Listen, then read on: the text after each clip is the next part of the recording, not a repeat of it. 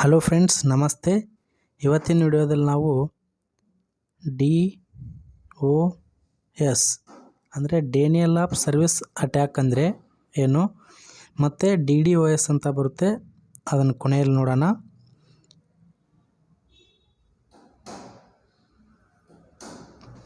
Daniel of service attack ಅಂದರೆ ಇವಾಗ ನೀವು ಎಕ್ಸಾಮಿನೇಷನ್ ಅಪ್ಲಿಕೇಶನ್ ಹಾಕೋಕ್ಕೆ ಲಾಸ್ಟ್ ಡೇಟ್ ಇರುತ್ತೆ.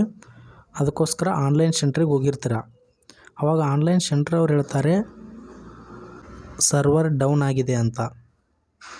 ತುಂಬ ಜನ ಒಂದೇ ಸರ್ವರನ್ನು ಯೂಸ್ ಮಾಡ್ತಾ ಇದ್ದರೆ ಸರ್ವರ್ ಡೌನ್ ಆಗೋದು ಸಹಜ. ಆದರೆ ಬೇಕು ಅಂತಲೇ ಸರ್ವರ್ ಡೌನ್ ಮಾಡೋದು ಡೇನಿಯಲ್ ಆಫ್ ಸರ್ವಿಸ್ ಅಟ್ಯಾಕ್. ಇನ್ನೊಂದು ವಿಷಯ, ಡೇನಿಯಲ್ ಆಫ್ ಸರ್ವಿಸ್ ಅಟ್ಯಾಕ್ ಅಂದರೆ ಇದೊಂದು ಮಾಲ್ವೇರ್ಗೆ ಉದಾಹರಣೆ.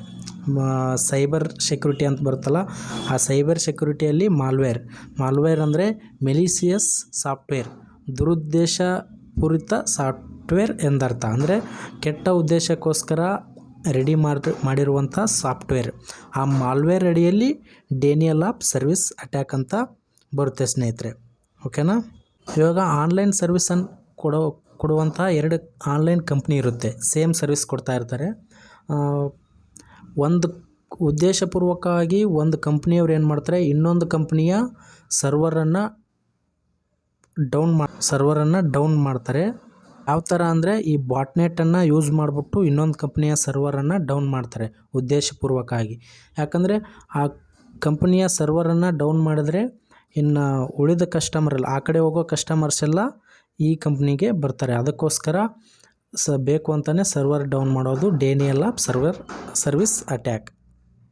ಇನ್ನು DDoS distributed Daniel of service attack.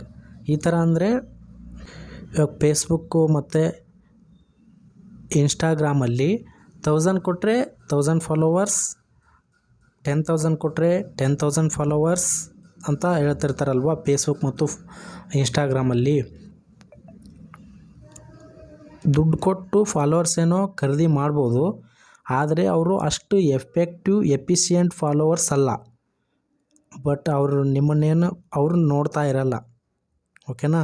ಅದಕ್ಕೋಸ್ಕರ ಯಾರಾದರೂ ದುಡ್ಡು ಕೊಡಿ ಫಾಲೋವರ್ಸನ್ನು ತಂದು ಕೊಡ್ತೀವಿ ಅಂತ ಹೇಳ್ತಾರಲ್ಲ, ಅವ್ರನ್ನ ನಂಬಕ್ಕೆ ಹೋಗಬೇಡಿ. ಇಷ್ಟ ಆಗಿತ್ತು ಇವತ್ತಿನ ವಿಡಿಯೋದಲ್ಲಿ.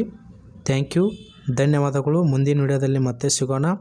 ಅಲ್ಲಿವರೆಗೂ ನಮ್ಮ ಚಾನಲನ್ನು ಯಾರು ಸಬ್ಸ್ಕ್ರೈಬ್ ಮಾಡಿಲ್ಲ ಸಬ್ಸ್ಕ್ರೈಬ್ ಮಾಡ್ಕೊಳ್ಳಿ, ಪಕ್ಕದಲ್ಲಿರುವ ಗಂಟೆಯನ್ನು ಬಾರಿಸಿ ಅಂತ ಹೇಳ್ತಾ ಇವತ್ತಿನ ವಿಡಿಯೋ ಮುಗಿಸ್ತಾ ಇದ್ದೀನಿ. ಜೈ ಹಿಂದ್, ಜೈ ಕರ್ನಾಟಕ ಮಾತೆ.